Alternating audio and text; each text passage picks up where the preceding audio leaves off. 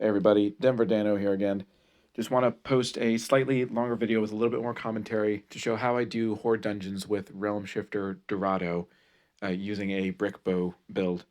So I'm gonna start by showing the gear that I'm gonna bring into the dungeon with me. So I'm using a Selly bow that's got a dragon enchantment. I think technically the best thing you could do if you're using Dorado would probably be the axe because then you get the bonus for the weapon type with Dorado as well. And you could also put some different augments in there, like whatever augments are going to maximize your attack. But that's basically what you're after is you want the highest attack value you can get. I've got a dragon enchantment on there, so I'm using the dragon damage amity, which is going to give an additional, I think it's like 15% damage boost, which is handy. Then obviously I've got the brick bow in my offhand because that gives you the arrow storm ability, which lets you attack multiple mobs at once.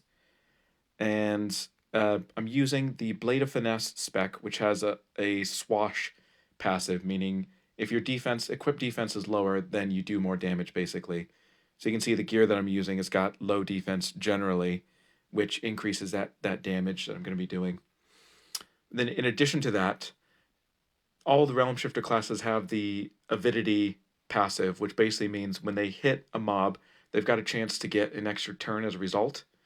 I think Base and Corvus have a 15% chance for each mob that they hit of getting an extra turn, and Dorado has a 20% chance.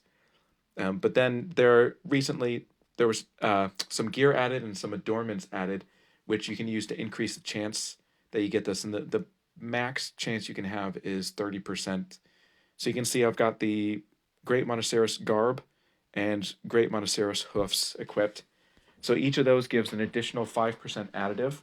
So that brings me up to the 30% max.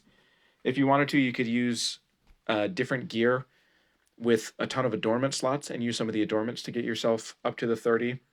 Or you can kind of do what I've done.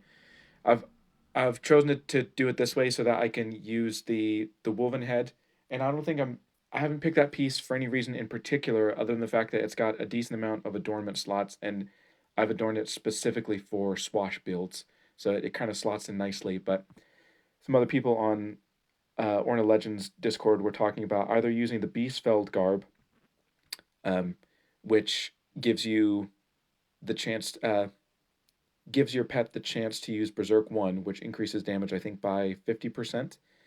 And they were also mentioning using the Psy Olympia boots, which give the chance to temporarily increase your attack by another 25%.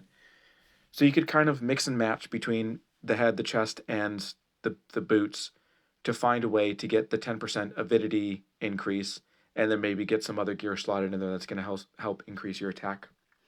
But this is what I'm going. I'm Ascension level 85, so it might be why this kind of works for me. Um, I'm using a Bryony pendant just to try and avoid getting blight or any other annoying status ailments that it helps prevent. And then using the unfilled Concord. So I recently found out on Legends again that that has a luck bonus, which means that I'm going to have a better chance of getting some of the useful drops that you find in dungeons. And usually with horde dungeons, what you're after is whatever it is in the current month's event you're trying to farm. Usually horde dungeon is a good way to try and do that. So that's why I want that luck boost. But again, with the accessories, depending on how you feel about status ailments, you could mix those up. Either add in something else that prevents like freeze and paralyze, like the Anwin ring, or you could try and find an accessory which increases your attack if you find that you're struggling to do enough damage. You can sort of mix and match a little bit. So that's the equipment that I've got. Go over to the skills. This isn't completely optimized, but it tends to be what I run with. I've got a few buffs in there, and I think the big conversation about this build is going to be the extent to which you buff at the start. I tend to be a slightly more cautious player, so I'm going to use a few more buffs, but some people, obviously, for efficiency's sake, they want to just get in there and from turn one just be attacking, which I agree if you can manage that, that's what you should be doing to get through it as quickly as possible. But I also do think with Brick Bow, it struggles to do damage, so you might need a bit of help to get yourself to the point where it's sort of killing the mobs reasonably enough. The one thing I would say I could probably swap out of this would be removing Lost Strikes up here with Word of Ortonite, but because I'm going to be using the Steward Golem as my pet, that's going to help me keep my ward up, so I don't think that's really much of an issue. So I'm going to dive into the dungeon now, just so you can see kind of what this looks like. So as I mentioned, I do want to use a few buffs, so I'm going to start by getting rid of some of the mobs, and then I'm going to put up the buffs that I want.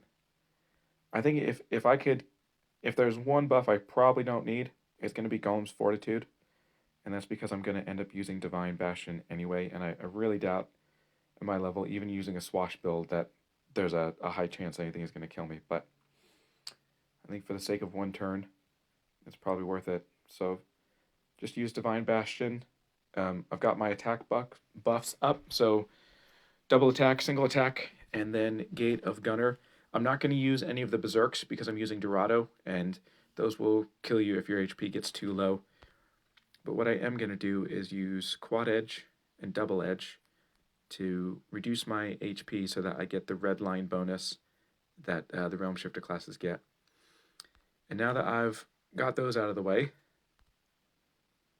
basically just straight into attacks. And if you pay attention to the upper right in the sort of battle log, you can see that most turns I'm getting additional turns because of the increased avidity chance that I have through the gear that I'm using, the fact that I'm hitting 3 or 4 mobs on every single turn, and Parting Remark. So what this means in effect is you can get through these dungeons almost without the mobs having any turns at all. So there's a little bit of time to buff up front, and I think that's going to be the key to making this sort of build as efficient as possible, is trying to get down to the absolute minimum number of buffs that you need at the start. And I could probably do a little bit more in that space, but this seems to work. And once you've got those up, you're kind of flying through it. Do want to mention, because I've got a dragon enchantment, that helps with the damage from most mobs, and then the dragon damage amity that I'm using helps as well. But then you'll come across some that are immune to dragon damage, so I keep Earth Strikes in my build. Give it to those. Those will slow you down a little bit, but it's not a deal breaker, I don't think. And so you can see I'm getting through these pretty quickly. As I think I mentioned, I'm Ascension level 85 or 86 right now, so if you're lower Ascension level, you might be struggling a little bit compared to kind of what I'm doing here. But I would always say just give it a try, see how it works, and if it's not working, then try something else.